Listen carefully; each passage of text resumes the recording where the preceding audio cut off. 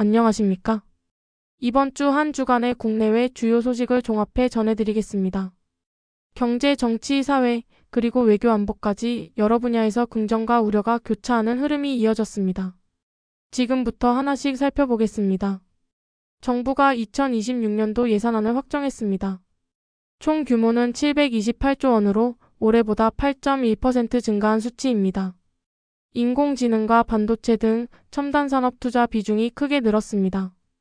전문가들은 이를 통해 신성장 동력을 확보하고 글로벌 기술 경쟁에서 우위를 점할 수 있을 것으로 기대하고 있습니다. 또한 사회복지 지출이 확대되면서 취약계층 보호와 고용 안정에 기여할 것이라는 전망이 나옵니다. 다만 재정 건전성 악화 우려도 큽니다. 국가 채무 증가 속도가 빨라지고 있어 향후 세대에게 부담으로 전가될 수 있다는 지적이 있습니다. 일부에서는 선심성 지출이 아닌 구조적 개혁이 필요하다는 목소리도 제기되고 있습니다. 국회에서는 예산안 심의와 개혁 법안을 둘러싼 여야 공방이 이어졌습니다.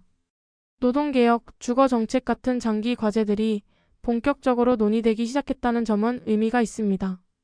여당과 야당이 각자의 해법을 제시하며 공론장을 넓히고 있다는 평가도 있습니다.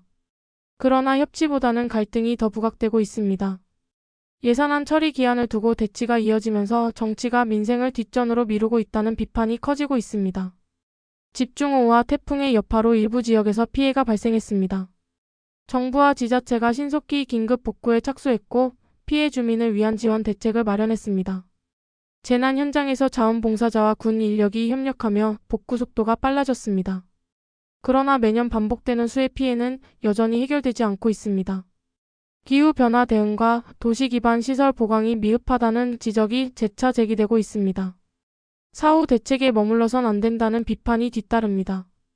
세계 경제는 불확실성이 여전히 큽니다. 미국과 유럽 일부 국가에서는 인플레이션이 다소 완화되며 경기 회복 기대감이 커지고 있습니다. 한국 수출도 반도체 중심으로 소폭 회복세를 보이고 있다는 분석이 나옵니다. 하지만 고금리 기조가 장기화될 경우 신흥국가 수출 의존도가 높은 한국 경제에 타격이 불가피하다는 전망도 있습니다. 원달러 환율 변동성이 확대되면서 기업 부담이 가중되고 있다는 우려가 나옵니다. 한미 정상회담 이후 양국은 안보와 경제 협력을 강화하기로 했습니다. 군사 동맹 강화와 첨단 산업 협력 확대는 한국의 국제적 위상을 높이고 안보 불안을 줄이는 효과가 기대됩니다. 특히 에너지와 공급망 협력은 산업 안정성에 긍정적입니다. 그러나 중국과의 관계가 과제로 남습니다.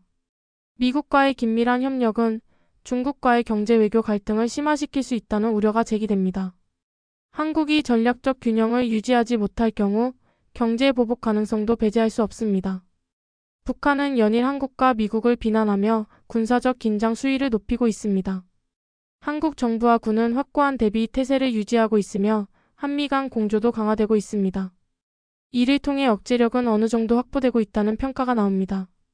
하지만 북한의 강경 발언과 도발 가능성은 긴장을 고조시키고 있습니다. 군사적 충돌 위험이 높아질 경우 한반도 정세 불안정이 장기화될 수 있다는 우려가 나옵니다.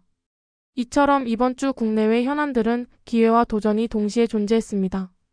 경제 성장의 발판을 마련하는 한편 재정 부담이라는 과제가 남았고 안보 협력이 강화된 동시에 외교적 균형이라는 새로운 숙제가 제기됐습니다. 앞으로의 전개는 긍정적인 변화와 부정적인 변수 모두에 주목해야 할 것으로 보입니다. 지금까지 주간 뉴스 브리핑이었습니다.